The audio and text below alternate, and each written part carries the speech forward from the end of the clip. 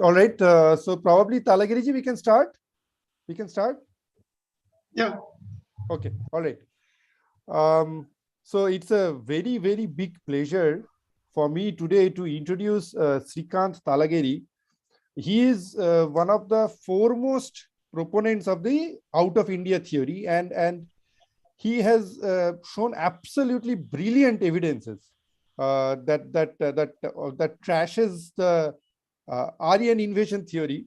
Unfortunately, that Aryan invasion theory, or AIT, or the Aryan immigration theory, or the Aryan migration theories, whatever we call it, has been doing the rounds even in our school textbooks for so long.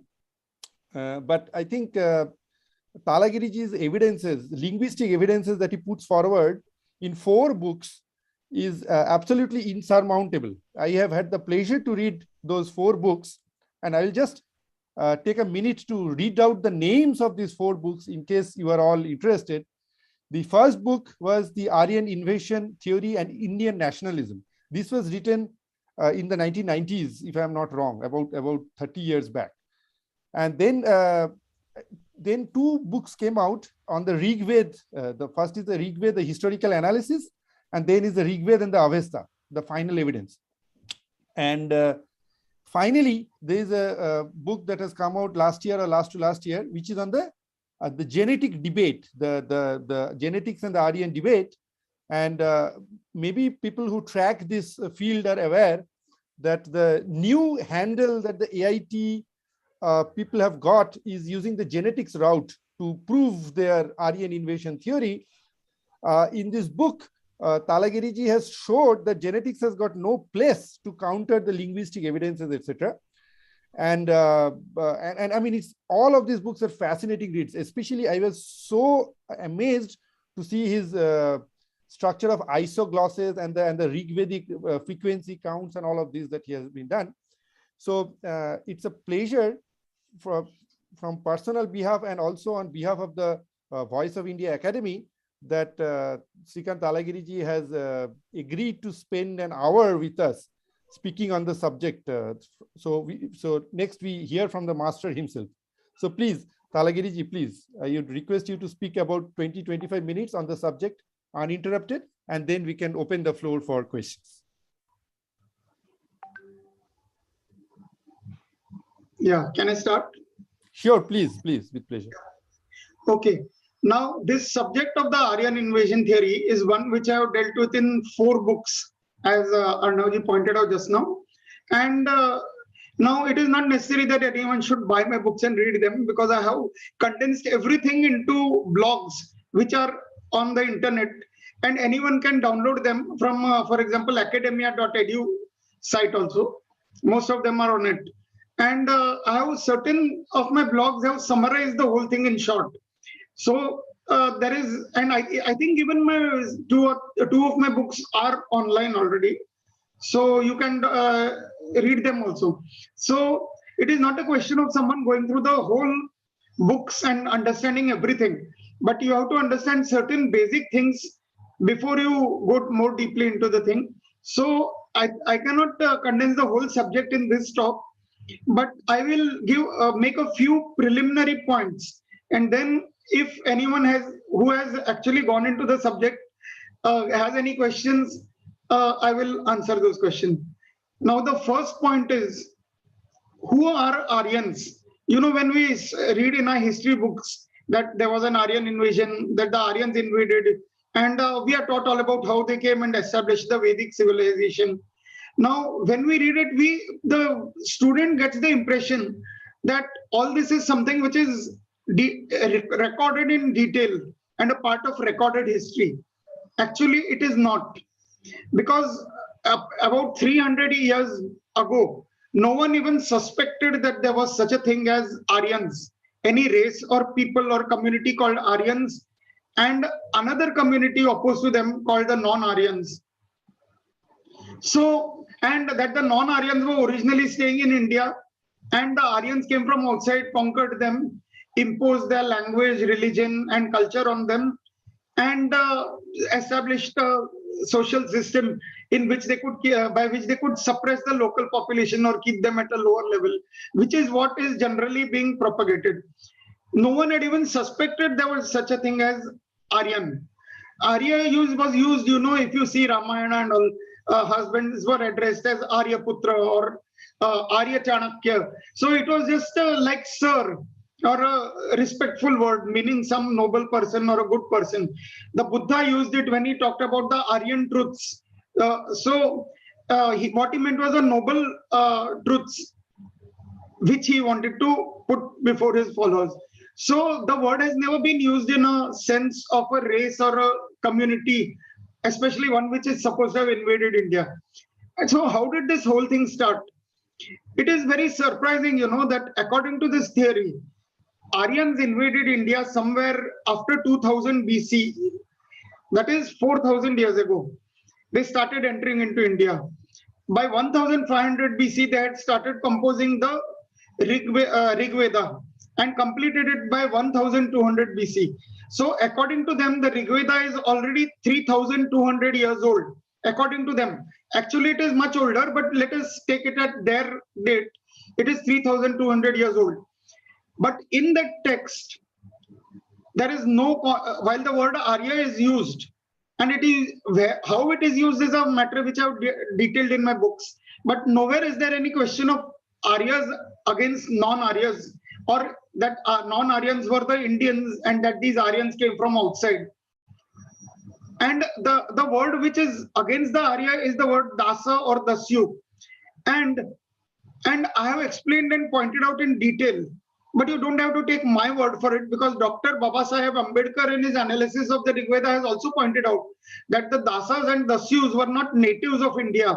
They were the Iranians.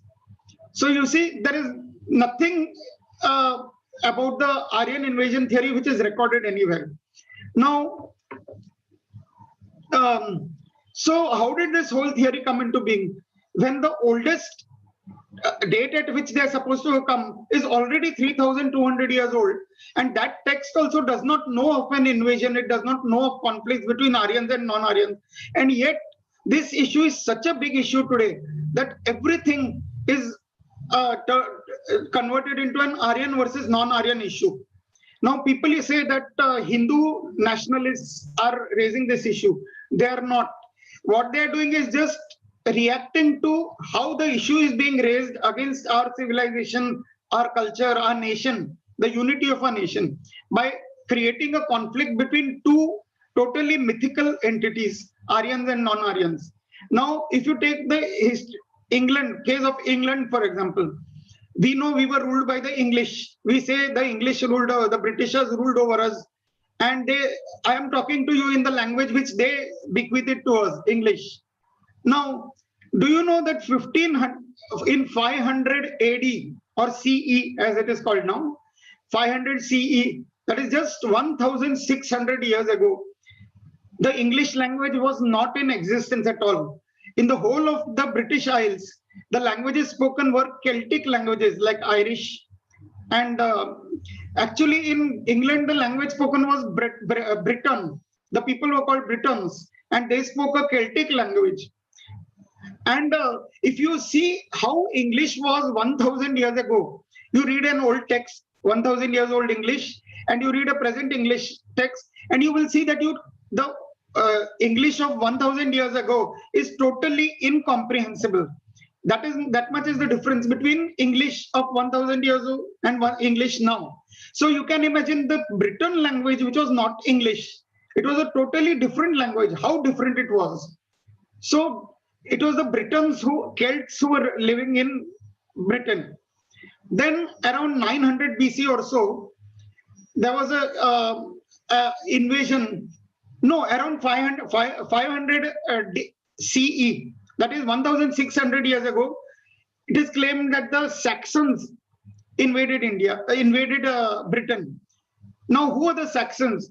They came from Saxony in Germany. So they brought the ancestral form of the present English language into Britain for the first time just 1,600 years ago. Now, they were fought with the local Britons who were a totally different race. They were Celts and these were Germans, Germanic people. So they finally, after that 600 years of ruling, they had completely merged into one race called Anglo-Saxon, and they were speaking the oldest form of English. That is, the Celtic people who were formerly speaking Celtic Breton language, they started speaking this older version of English. Now, around 1100 years ago, in 1100 AD or CE, that is around 1000 years ago, there was another invasion of people from France. They were called the Normans, and they were speaking French. Although they are supposed to also have originally been from Germany, but they had settled in France and they were speaking French. So there was an invasion of England by the Normans, and they introduced so many French words and Latin words into the English language. And they formed the aristocracy, you know, the lords, the kings. After that were all lords and ladies. The aristocracy of Britain was for usually Norman. But today, can you point at a Britisher and say he is a Briton or a Saxon or a Norman? Although this history is recorded, it is very recent, just 1600 years old, and it is recorded in very great detail. Everyone knows it. Yet it is not an issue in Britain. Whereas in India, this theory of Aryans invading non-Aryans, which is totally fictitious, which has no records behind it, and anyway, it is supposed, even according to them, to have taken place 3200 years ago. And even that text of that period does not give any indications of all this. So you see, this whole question of Aryans, where did this come from? Why is it become such a big issue, although it is totally fictitious? So when we say fictitious, what do we mean? Why is anyone talking of Aryans at all? How did that question come up in the last 300 years? Now, it so happened that the British people, the Europeans, Portuguese, Spanish, British and French, started coming to India in quest of spices. We all know that. And then they started establishing their colonies in India. Now, when they did, certain scholars also came with them, European scholars. And when they came to India, they were amazed to find that India had a very high civilization and linguistic achievements. For example, Panini's grammar fascinated them. They were amazed that anyone could have raised grammar to such a fine science. And when they examined that grammar, they were surprised to find that those same rules and even the same words applied to Greek and Latin, the two classical languages of Europe. It was so amazing because between India and Europe, you find the Turkish language, the Semitic languages, and so many other languages which have no connection with the languages of Europe. And after coming all this distance, they suddenly found Sanskrit and the languages of North India, which are very closely connected with the languages of Europe. So they were surprised. They didn't know what this was. They finally this gave birth to the science of linguistics. And as they studied the subject, they realized that there is such a thing as a language family. Just as we know that a man produces many children, then they produce many more, and within a few generations, there are hundreds of people descended from that man. So like this, similarly, languages also related to each other, and they also have an ancestry. And when they, after this science of linguistics came into being, they studied the languages of the whole world, and they came to know that they divided the languages of the world into different language families. Now, what they noticed was that in India itself, there were 6 language families. There is the Indo-European, what they called Aryan. This word Aryan was given to these languages. You see, when they came, the Indians were totally aliens to them. Only the language was the connecting point. That is what must be remembered, that this whole Aryan question is not a question of communities, people, conquerors, invaders. It is a question of language. So it is a purely linguistic question. And all those, who, like, for example, Tony Joseph's book, where he's trying to say Brahmins are the Aryans and someone else is Aryans and they have this DNA and genes. This was started when they first came here, they had that racial outlook.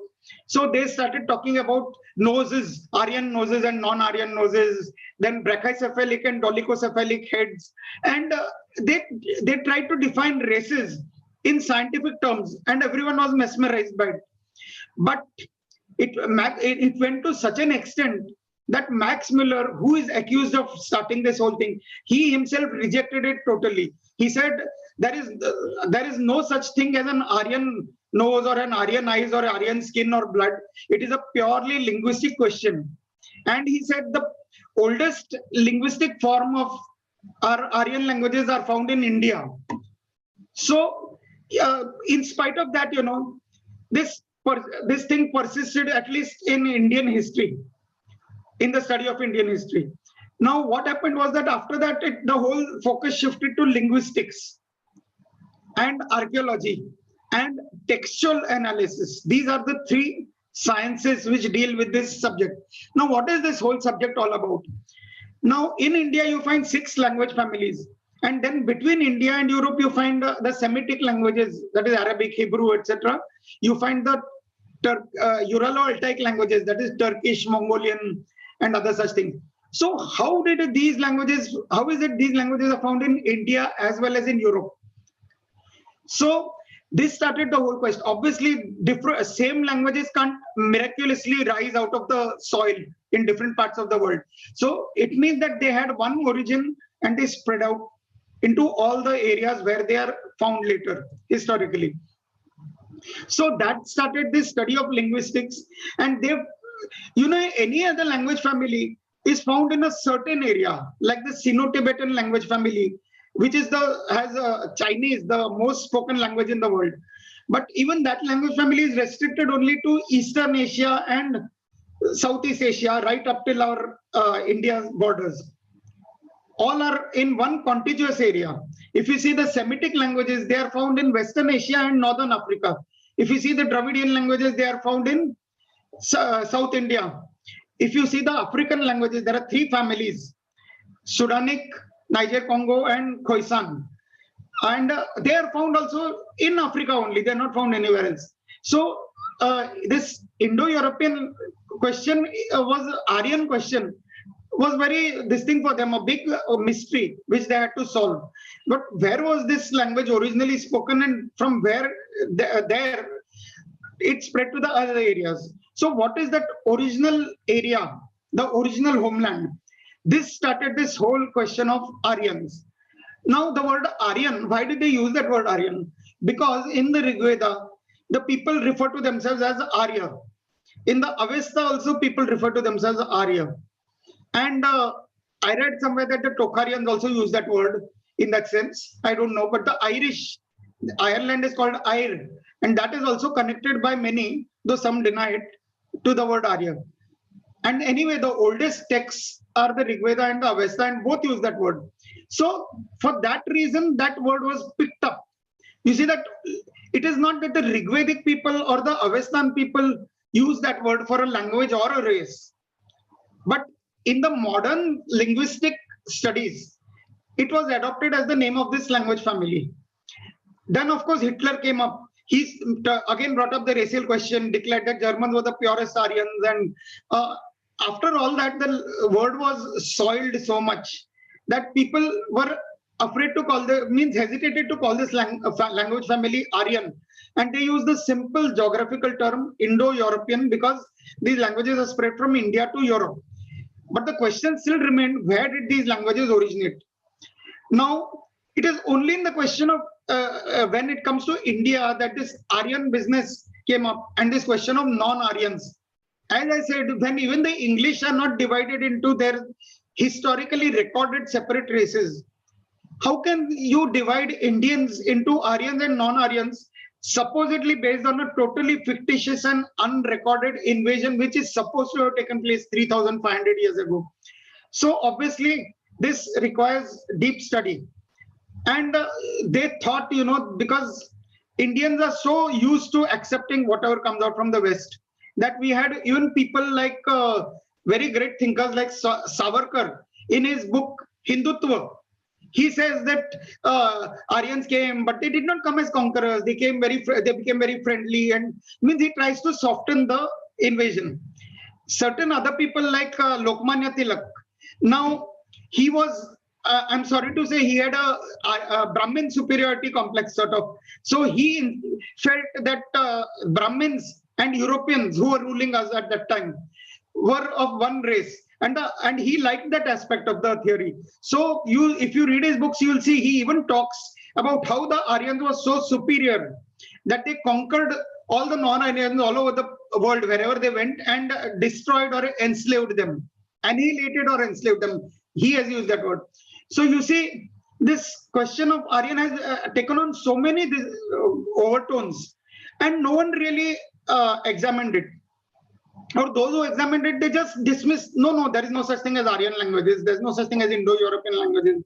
So no one really went into the deeper aspect of it. However, in the 1990s, early 1990s, starting I think with the first books by Setna, Karpasa and others, he started probing that issue. But even then, he was not sure of what this thing was. So his was just a preliminary probe. It was in 92 that I wrote my first book, The Aryan Invasion Theory and Indian Nationalism, or The Aryan Invasion Theory, a Reappraisal, which was the same book, except that the Indian nationalism had 3 extra chapters dealing with the way in which this theory has been politically misused in India to destroy the country, basically. So after that, I went into all the linguistic, archaeological, and textual, because Rigveda being the oldest text, these people had to try to find some proof in the text. So they used to take any nonsensical quotation and try to show that it was had to do with Aryans and non-Aryans. And for example, Tilak, he tried to bring the Aryans from the North Pole. So even in the fact that Kumbhakarna in the Ramayana sleeps for 6 months and remains awake for 6 months, he found that also is a proof of the Aryan origin, the Arctic origin of the Aryans. So you see, there is no sense in anything that they have said. So, but no one has examined it. People were busy just denying it and saying no. And in fact, denying certain factual things, like there is such a thing as Indo-European languages, there is such a thing as Dravidian languages. So if you feel we are dividing a country by saying there are different languages, then you should force everyone to speak only one language, whether it is Sanskrit, Hindi, or Tamil. Why are you proud that we have we have such a rich wealth of everything, every cultural thing, whether it is music, dance, language, race, everything. Do you know India is the only place in the world which has all the 3 races native to it? The Andamanese people are Negroids. Most of Indians are Caucasoids. And in the north and northeast, in the Himalayas and northeast, we have the Mongoloid race. These were the 3 races in which humanity had been divided earlier.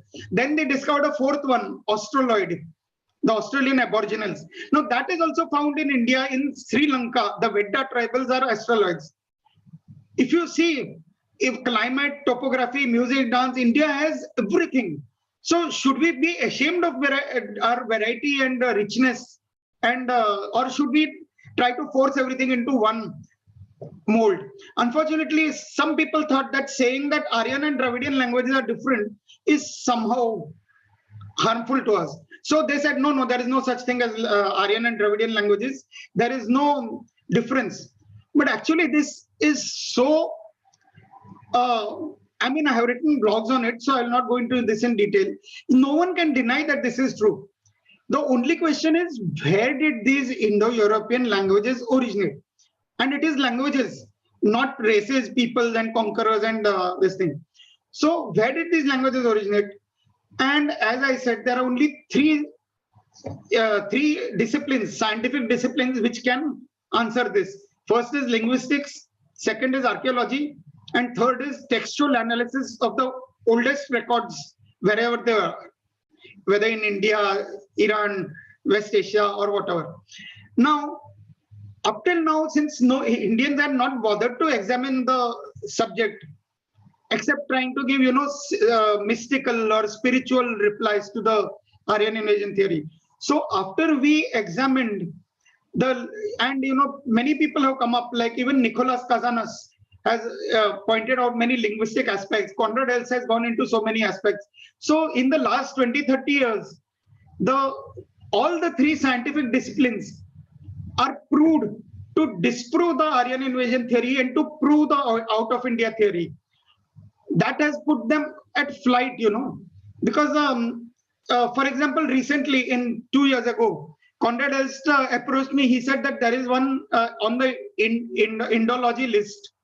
There are some people who want to have a dialogue with you. So they will send you an article by a French Indologist of the last century. So can you write your reply to that, or what your opinion is of that article? And I was sent certain articles. I immediately wrote the reply to that. And they were amazed because they had no answer to it. They thought, I would be one narrow-minded Hindu who doesn't know anything, who does not like the ideas which will maybe offend my Hindu sentiments. But when they saw my reply, they realized that they could not this thing. So they quickly backed out of the argument and went out. And now what can they do? There is this I've forgotten now. Then at the moment now in this, I cannot remember the name. This who has a scholar who has written a thesis showing that linguistically all the European languages went from Central Asia to Europe. Now she has had to issue an apology because all the other Western scholars have attacked her and said that what have you written? Now see, these Hindus are taking up your evidence. So you see, this whole academic has been completely defeated in the fields of linguistics, archaeology, and textual analysis. So now they have abandoned them and again gone back to the old racial aspect. And now they have another new scientific terminology for it, that is genetics. So suddenly they discover that certain haplogroups, certain DNA sequences are Aryan language speaking. Now, we know that Buddhism went from India to China, Japan. Yet, can you prove that from DNA or genetics? We know Islam spread out from Arabia to whole of North Africa and right up to Indonesia. Do you necessarily find Arab genes and haplogroups and DNA in all the people who are converted?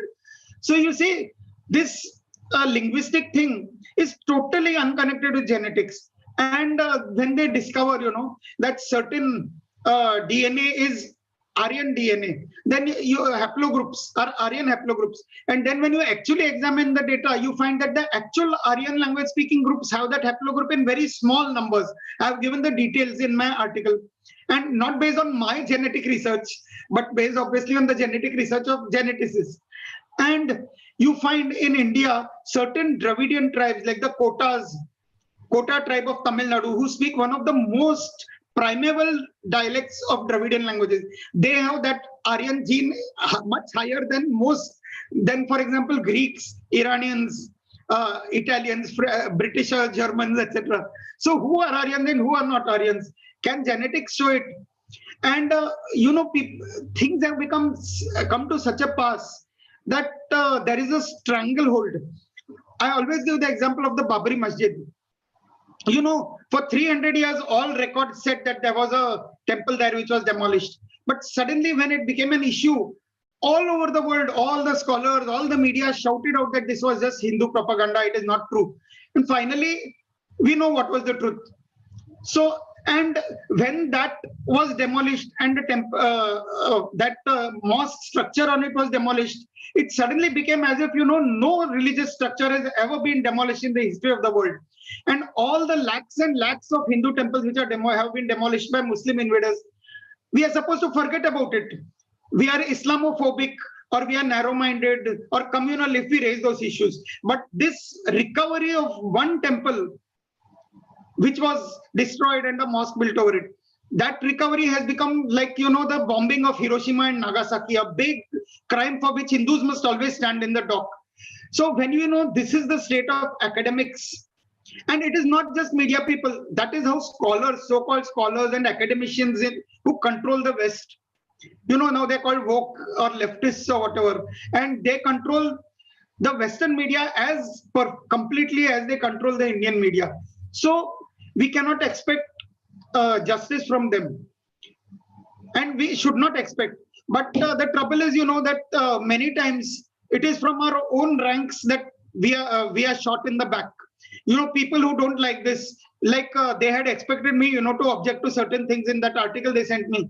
But there are thousands and thousands of very active writers who object to various things, and they don't mind losing the war, but they want to win small battles against some other people of their own.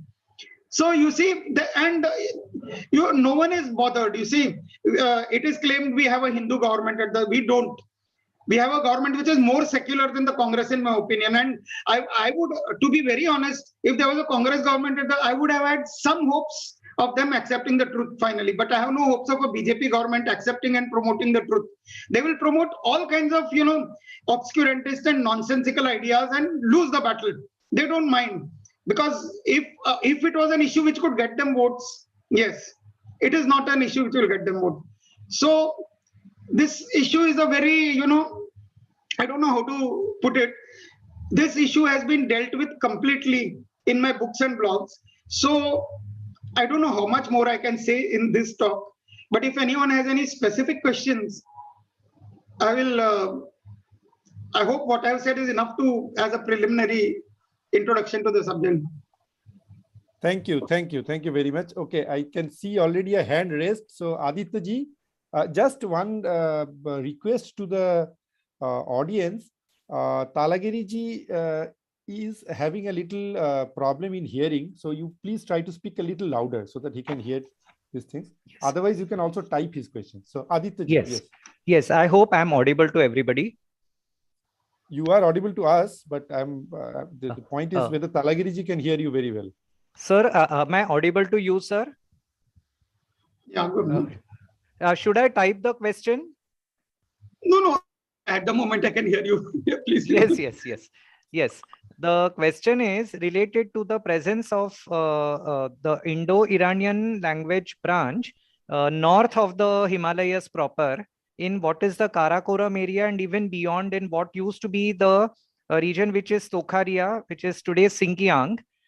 And so we have the Dardik people over there, Dardik people, and the Dardik people have variously been classified as Iranian speaking versus Indo-Aryan speaking. My questions are in two parts.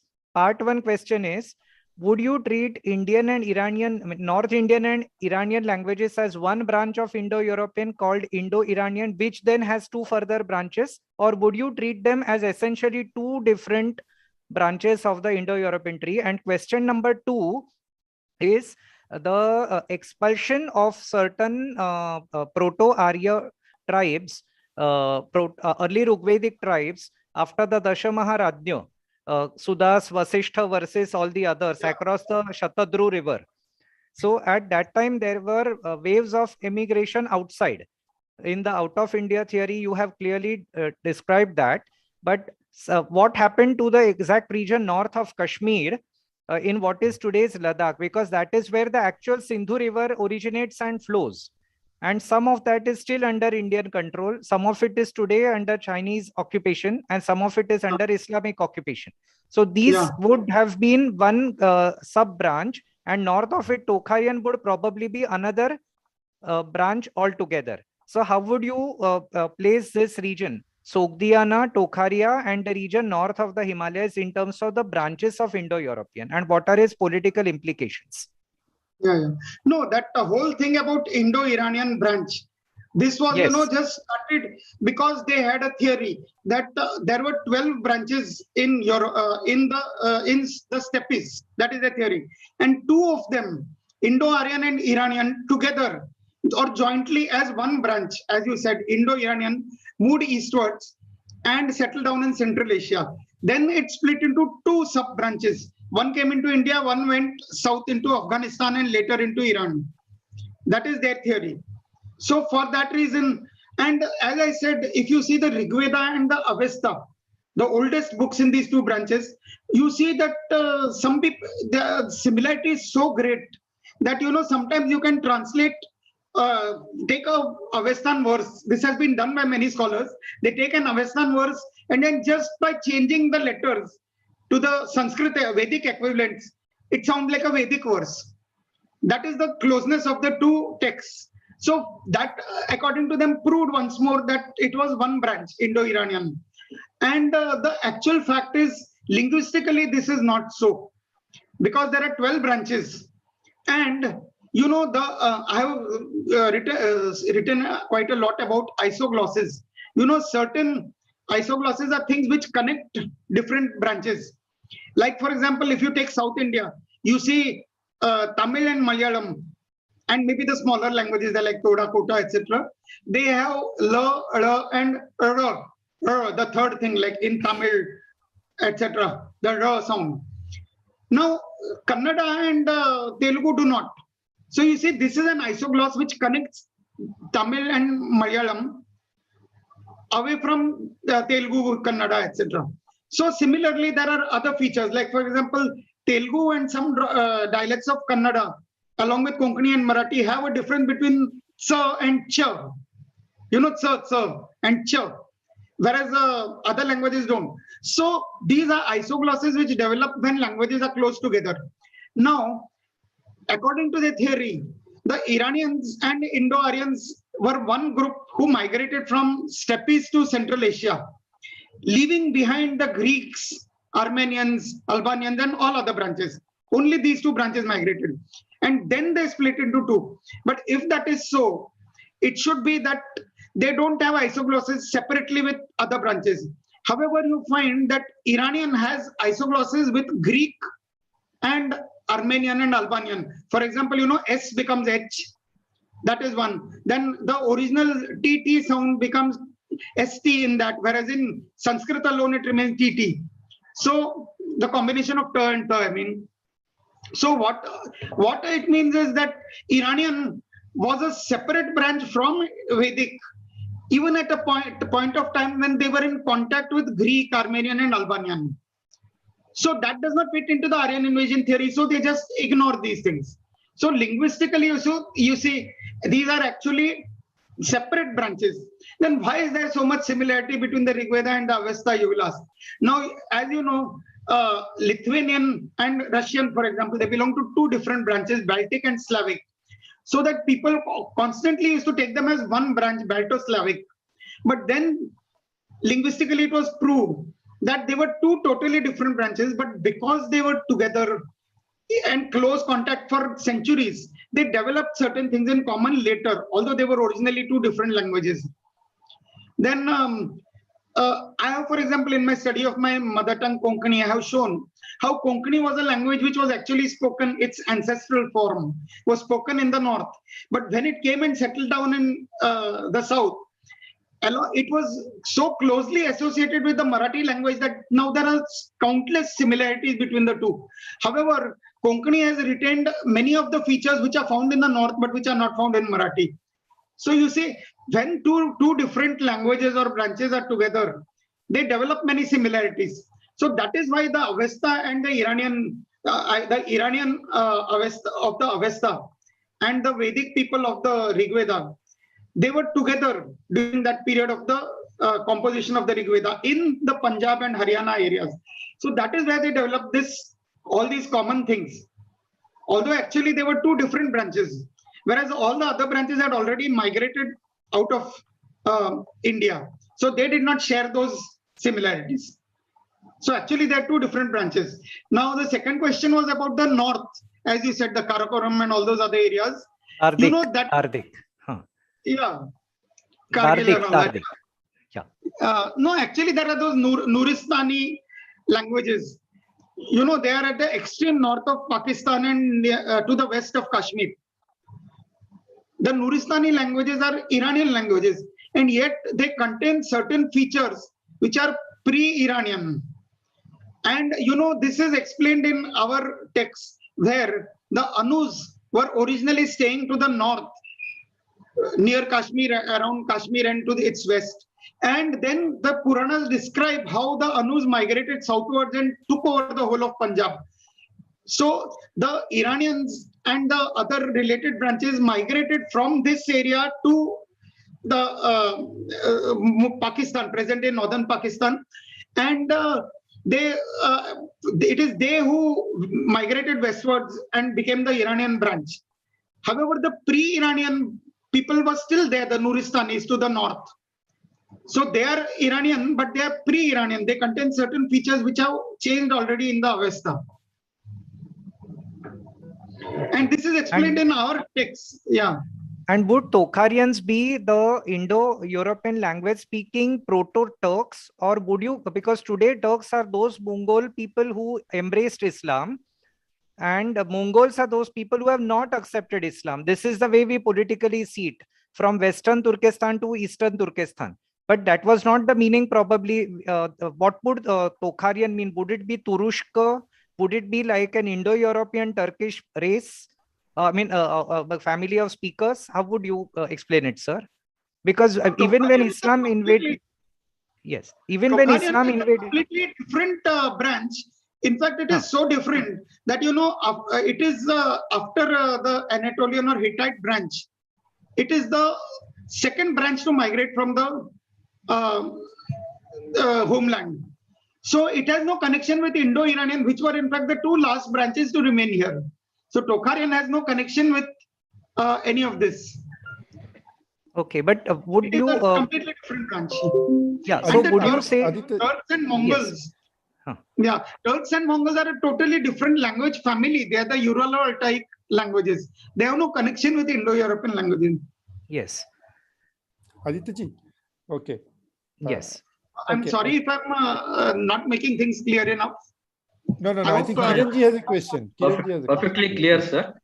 I just wanted to know once from you, where do you place the the Indus Saraswati civilization? Yeah.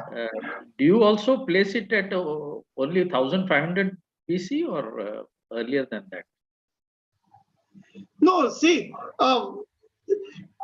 the actual fact is, that all the 12 branches must have been dialects of Proto-Indo-European further inside India. And then that Anus, Ruyus, they all spread out like that and went to the West and all. And what we see, what we call the Indus civilization, is basically a civilization of the Anus and the Purus, of the what now we would call Indo-Iranians. They were not one branch, but there were two branches which lived together and formed a civilization in that area. Then the Iranians migrated westwards, like the Madras are also Anus. And as we know, in later times, they were speaking Sanskrit. But originally, their ancestors were Iranian speakers. And those of their ancestors who migrated westwards are the Medes or Medians.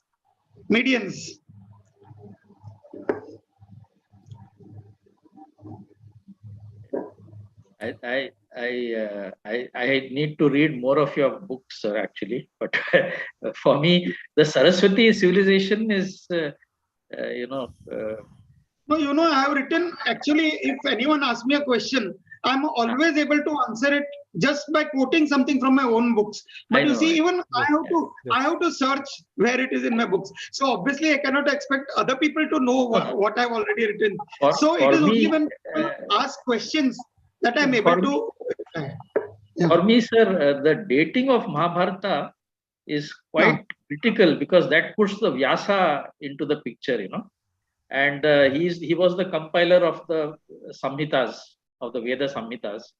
So there you get closer to the dating. But I suppose you are not so much into the actual dating. You are more into the linguistic thing, no? See, no. He does actual dating as well. Yeah. The dating of the Mahabharata is concerned. There is that school which says most of the people take the traditional date as 3100 around that. Yes. Then, but there is a whole school of people who also take it as around 1500 BC. That includes me. That includes Conrad S. I believe it includes David Frawley. It includes Dr. S.R. Rao. Includes many astronomers. It includes many linguists. So you see, it is not an isolated view, and there is some logic to it. For example, there are certain things. I always say, to date a text, you require to know when certain technology is developed.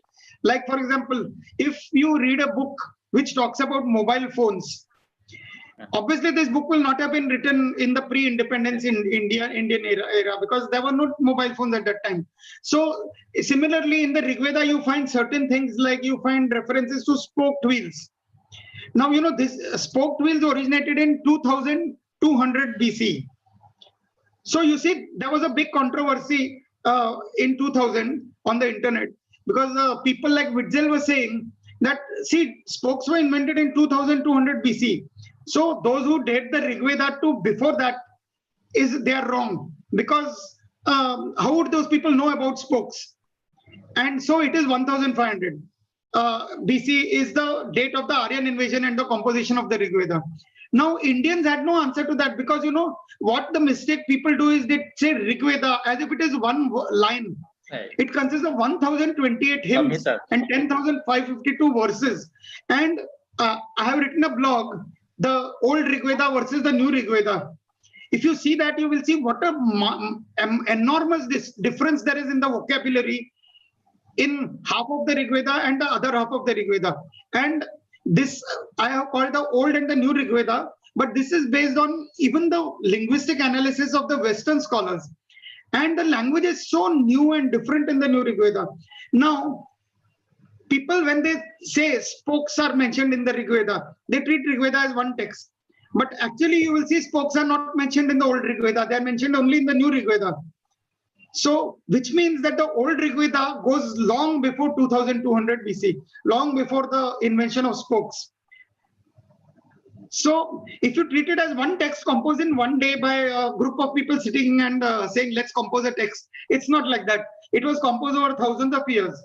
So, and this is something which can be proved. It is not something you believe because some religious person is telling you so.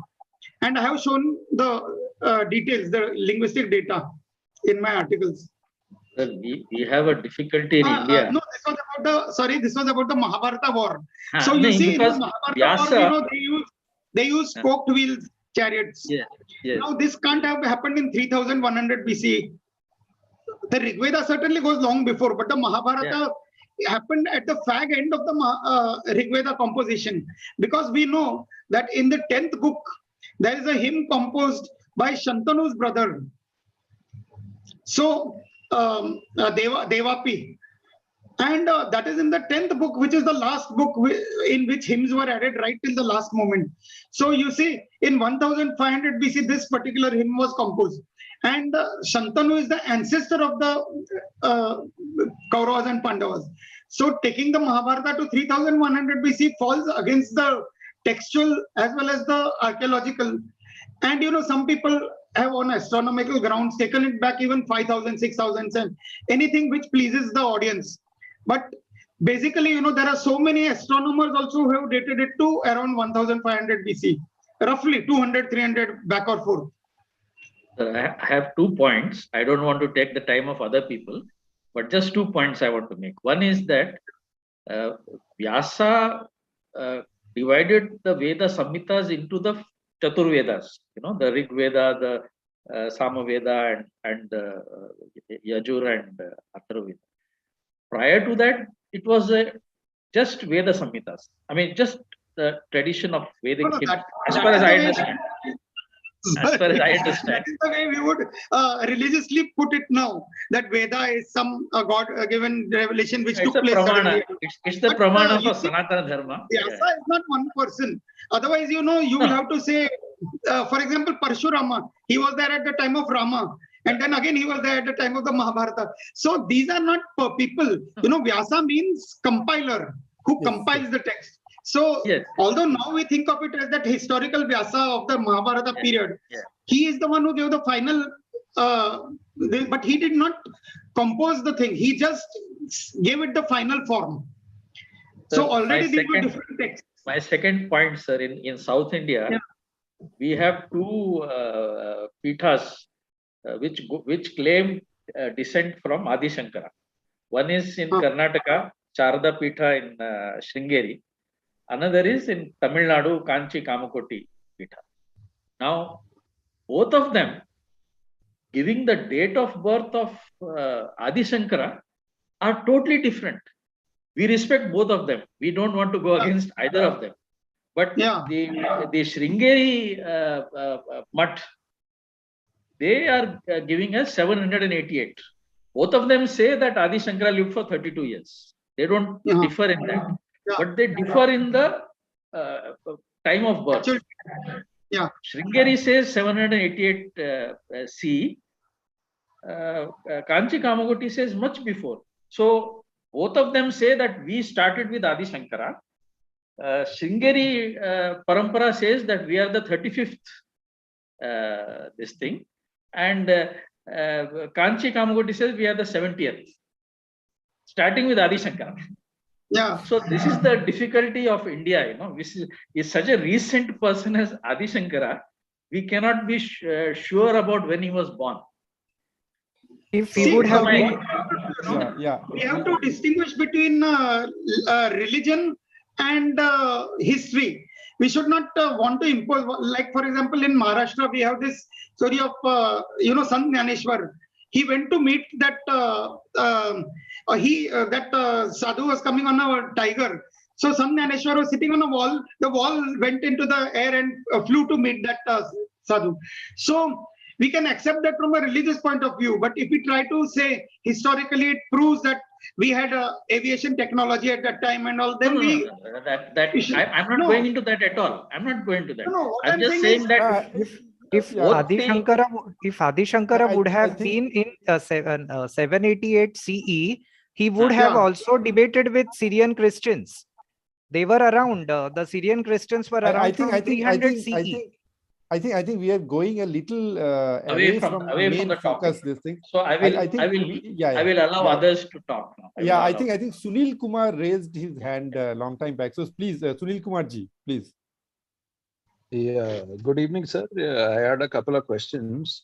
First, what is your opinion on the mythical continent of Kumari Kandam, and what exactly happened to the Indus Valley civilization in your opinion? Like European historians say there is a language, Brahui in Baluchistan, and Dravidian language families, we believe, are mostly in South India. And it was not until the 19th century where missionaries created a grammar of the Dravidian languages.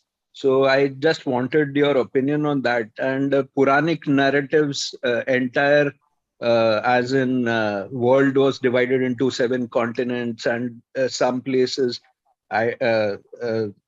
like you mentioned, the distinction between history and the Puranic narratives, like the Mayans were descendants of Mayasur and all of that. And Arvasthana was ruled by Vikramaditya Arabia. I believe you know all of that. And in what order should one go about reading your books? Thank you. Those were my questions. No, to talk about Brahui, for example, because the Brahui language is spoken in Pakistan, it was claimed that they are the remnants of the Dravidians who were there first and then they were driven south. However, now all linguists, including Michael Witzel, Hans Hock, all the prominent linguists now accept that Brahui is not a remnant. It is a Brahui speakers went from the south to the north around just 1,000 years ago. So you see that theory about Brahui is now completely demolished by the Western in linguists themselves. So there is no proof left of any Dravidian language in the north. As far as that Kumari Kandam is concerned, I really do not know. But it definitely shows one thing, that all Dravidian tradition takes them further south. It does not take them to the north. They do not claim that there was a Kumari Kandam in Pakistan area. They claim that it was further south. So you see, it does not support the Aryan invasion theory in any way. So on this, there is this interesting connection between Tamil and Sanskrit, right? So through, said that Maheshwar, Shiv and Agastya Muni, there are these 2 connections between Tamil and Sanskrit. So, you may comment on that connection between Tamil and Sanskrit. So whether they were I mean, simultaneous languages sitting side by side from which this Vedic Sanskrit and the current Tamil emerged. So maybe. Yeah. Okay. Sir, See, one question of actually mine was, sorry to interrupt. One of my questions was, what is your opinion of what happened to the Indus Valley civilization? No, What that exactly is something happened? we have not even been able to decipher the script satisfactorily. So what people say, that it was not only the Indus Valley, but all over the huge space right up to West Asia. At that point of time, there was some kind of great drought which destroyed all the civilization. Now that is what they're saying. It was not an invasion under any circumstance. So I'm not a geologist, so I cannot contest them or provide any contrary proof for that. So we have to accept whatever is there, unless there is something, obnoxious or something objectionable in what they are saying. They are also scientists and they have also arrived at their conclusions. As to this Dravidian and Vedic and Tamil, or Sanskrit and Tamil. Now, just Sanskrit and Tamil are two totally different languages. Now, I'm giving you an example. Now, Marathi language or Konkani is often said to be a dialect of Marathi, but it is not. Now, I'll give you an example. I have given it in my blogs, but in case any of you have not seen that, let me again point out that, for example, in English, you will say, I am, thou art, and he, she, it is. So, am, art, is. These are the three words you can take. Now, however many English words you use when you're talking Hindi or Tamil or Telugu, you will not use these words am, art, is. You will be using your own words. So these words are never borrowed by one language into the other. Now let us see what are these words. In Sanskrit, for am, art and is, the words are asmi, asi and asti. Do you know what is in Russian? Esmi, esi, esti. What is Lithuanian? Esmi, esi, esti. What is Greek? Emi, esi, esti. So you see, even Hittite, ancient Hittite, is also Esmi, Eshi, and Eshi. Whereas what is Tamil? Irukirin, Irukirai, Irukiran, Irukiral, Irukirdu. What is Telugu? Unnanu, Unnau, Unnadu, Unnadi. What is Kannada? Iddene, Iddi. They have no connection with these. See how different they are. And you see, ancient languages of Europe, like Hittite, West Asia and Europe, like Hittite, Greek, and modern languages like Russian and Lithuanian, they have the same words as Sanskrit. Almost same, just by changing the letter A to E. You get Asmi, Asi, Asti becomes Russian Esmi, Esi, Esti. Whereas look at the difference between Kannada, Tamil and Telugu itself. They are incomprehensible to each other, but you can show linguistically how they are related to each other. Or let us see in Marathi, what do we say? Ahe, ahes, ahe. And in Konkani, we'll say assa for all three. Assa, assa, assa. In Hindi, we'll say hu, hai, hai. So you see how different they are. So how do you think Russian, Hittite, Greek, Lithuanian and Sanskrit have such exact similarities if they are not related to each other? When even related languages which are geographically close to each other have such different forms. And these words are not borrowed, You cannot say that, oh, some ancient Indians was so great that they went there and those people borrowed these words from them, because these words are never borrowed. So you see, that is the degree of reality and factuality of this language family paradigm. There are Indo-European languages, there are Dravidian languages. And why should we feel ashamed? Why should we feel that if Tamil is, and now, there are these people who want to derive everything from Sanskrit.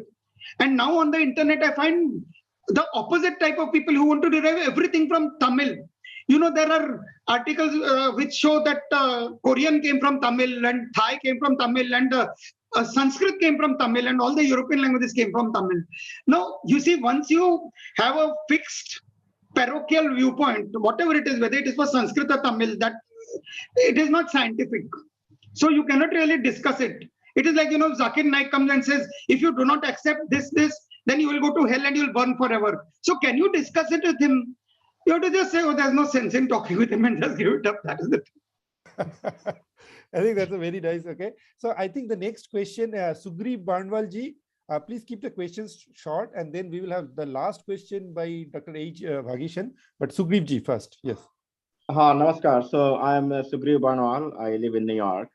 So I have a very basic question that I want to know that what should I teach and tell my children over here, like about the origin of the Hindus, because there's so much information and some conflicting and all kind of information on the internet, right? So if I have to teach children, like, what is the origin of the Hindus, where they came from, how far this goes back to the dating, like, when it started. And also, I don't know if this is out of topic, like, how did the Gotra started, where did that fit in, and also the caste system, right? Where that all fit in and how do they all go together? If you can throw some light on that. Thank you. Yeah. Is this question about Hindus or is it about Gotras? I thought you said something about Gotra. Yeah. So the origin of the Hindus and also like, Gotra. So Gotra and caste system is something that is still in practice even today, right? So I just wanted to know, how do they fit together? How do they go together or not? See, religious-minded people, like to derive everything from one thing. Like if you read the Bible, you will see all the people of the world, they show how they are descended from Adam. Someone through this son and that son, and all the people of the world are descended from Adam. So like that, all the people want to show some Hindus think that they have to show that everything in India originated from the Vedas. Actually, it is not so. And that is something I have shown in great detail in my books, that there are so many things. Why do you think the Arya Samaj rejects so many things and considers them as, distortions? Because they think that originally Indian culture, Hindu culture was Vedic. And all these things are distortions which have come later, Murti Puja and this and that. They say all this was not there. So, but that is not true.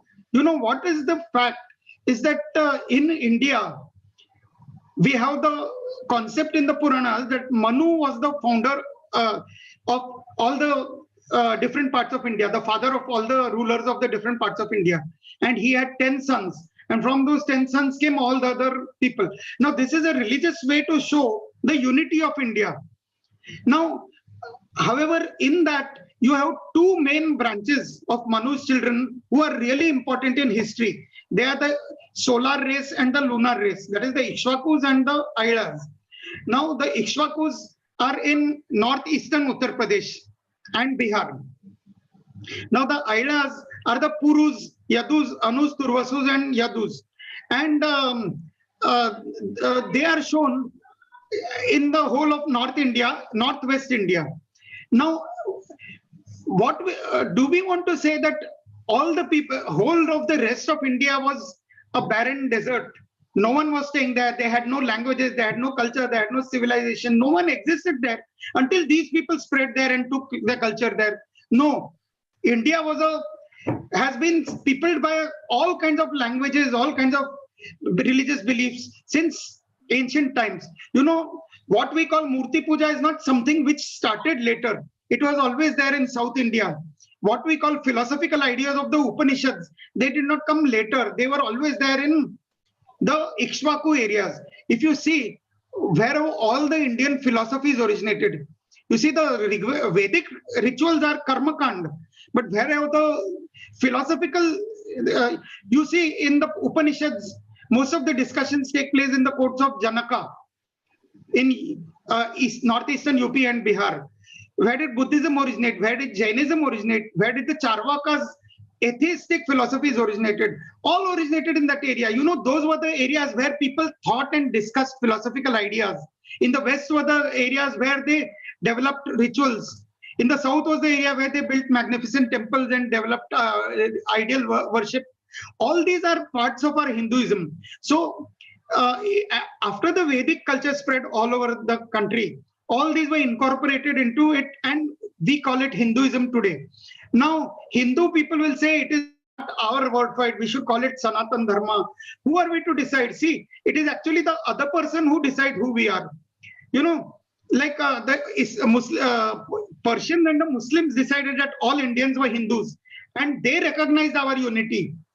Whereas we don't seem to recognize that unity, that we have one name only. We want to say that no, those people from the northwest, they were our ancestors, they gave us our culture. Or people from some other part, some Tamil extremists will say that Tamil Nadu gave the culture to the whole country. It is not that. Our culture belongs to the whole country. Different parts of our culture came from different parts of India. And if we examine our history open-mindedly, we will see this fact.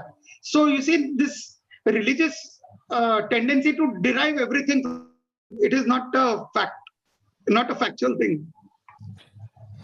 Okay, thank you. Thank you. I think Dr. Vagishan, please, if you may ask the question very quickly. We are running out of time. So, Dr. Vagishan. Dr. Vagishan, if you are listening, please ask the question. Yes. Yes, sir. Yes, sir. Yes, sir. Yes, sir. Thank you. Thank you so much, Talagiri for emphasizing this entire diversity. So, sir, how should we understand at least the three language families, the predominant language families, or how should we understand the diversity which is embedded in this subcontinent, and how should we probably how should we try to one is how to comprehend this diversity, that is number one, how to understand, and then how to manage and maintain these diversities and maintain some sort of a synchrony between these diversities. Thank you so much for negating that single origin ideas and all that. Thank you so much, and it's a pleasure to listen to you, and then probably this is a gateway for me to read more.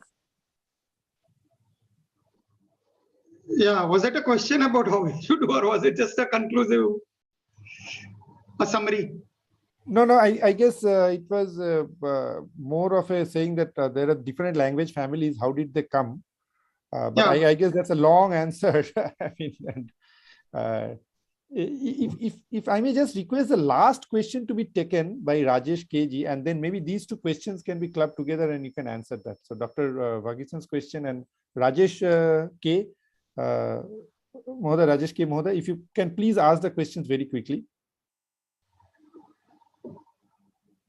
Yeah, this is the last question. So please, yeah, very quickly. Hello, Namaste, Talagiri. I'm a big fan of yours. A small thing about what I want to do is, how do you date the Vedas right now? What is your assumption like when it is dated to? Because they say most of the AIT folks say it's around 1500 BC that Aryans came in, and 1200 BC they started composing it automatically. But what do you think is the for the older books of the Veda? I think you have classified the books. I think if I remember correctly, from 2 to 8 or something like that, or 3 to 8 or something are the family books, and out of that also you have subclassified it later on. Yeah. So, where do you put the oldest stage of Veda into, at least in your mind, or do you have any specific days that you think of? Thank you. And one more thing I want to ask you is, sir, I tried to get your books in India when I was there. I could only get the latest Tony Joseph book. Is there where do publishers is Amazon and I think these books are available. Sorry. These books are available. So these books are available. So I can give you the details. Yeah. I have got all the books. Yeah. No. I think I told at the beginning only that I never tell people to read my books because I don't know how they will like it. But everything I have put in my blog articles. And if you have a computer, you can go on the internet, just type Talagiri Blogspot, and all the articles will come. You can read them. If you go to Academia Edu, they are there to downloadable PDFs also there. So you see, no one needs to buy my books. At least I am not propagating people should buy my books, but they should read and find out what the facts are. And I put them in my blogs. So, you can go on the blogs and see. I have explained everything there. And for the dating of it, what's your take on what will be the oldest? it out. Like, there is we can date only when we have some data. Otherwise, we will be just making up whatever we want and trying to force it. So, the new Rigvedic books can be dated from after 2500 BC. See, I have said there is an old Rigveda and a new Rigveda. Now, the new Rigveda is definitely dated from 2500 BC later, because it contains all those things which came into being in 2300 BC, 2200 BC, like domesticated camels, chariots, copper, etc. But the older books do not have domesticated camels and spoked wheels. And the language is also completely different. So they go back long before 2500 BC. Now, long before does not mean 5000 BC, 7000 BC, etc. What is the reasonable? It is just guesswork. I would guess that it goes back to 4000 or 4200 BC at the most, the earliest compositions of the, but certainly before 2500. Certainly way more than what Witzel and all claim, at least. See, without data, I can be specific about the new Rigveda, but not about the old Rigveda. Okay, Dhanyavad. Thank you. All right. I guess for interests of time, we have to close. But maybe Talagiri-ji, do you have some concluding comments for us? So one thing that maybe one question from Dr. Vagishan, if we haven't. Oh, okay, yeah. So his question was, how did these three language families came into being, right? That I guess that was the question. Yeah. So I was just asking about the diversity which is here, because. So what was the question? No. Was it a question or? The question fundamentally was, how should we comprehend the diversity which occurred in this linguistic world in India? Okay. Because okay. I'm absolutely. Okay, Talagiri-ji, yeah. I guess the question is this how do we diversity? Yeah. How do we comprehend the diversity? See, is it about the diversity of India? Diversity of language. I guess the linguistic diversity, more specifically the linguistic diversity. No, it can be even. Professor Talagiri, Dr. Talagiri-ji's comment even on other diversity. Talagiri-ji is open to talk about other diversity also. I am not going to confine. It is up to the learned scholar to tell me the things. No. We follow a very narrow-minded kind of Hindu nationalist ideology, which concentrates on one book or one kind of belief or one this thing, and we decide that everything else is not part of ours. Then we can not have a comprehensive understanding of the diversity of India. If we feel that everything within India is our culture, when you, for example, I have written in many of my articles that when you hear that the Andamanese islanders are dying out, in another 15-20 years, no one will be speaking the Andamanese language. Maybe the Andamanese people will become extinct. Do you feel your people are becoming extinct? Or you feel, oh, who are they? We have nothing to do with them. We are only Vedic people. Then you're not a real Hindu nationalist or an Indian nationalist, in my opinion. You should feel everything when you see that for the sake of money, forests which took lakhs of years to come into being are being destroyed just to make money. And no one cares that so many species are becoming extinct, so many things are becoming extinct, the climate is being destroyed. Why do we require leftists to accuse us of these things? Why are we not, as Hindus, feeling that our culture is being destroyed and we should fight for that? So you see, everything right from, fighting convergence to other religions, to fighting for our environment, fighting for the preservation of our music and dance, our sculpture, our monuments, our traditions. All that, when you feel like that, that is the kind of attitude which will, teach you how you should look at the diversity of India.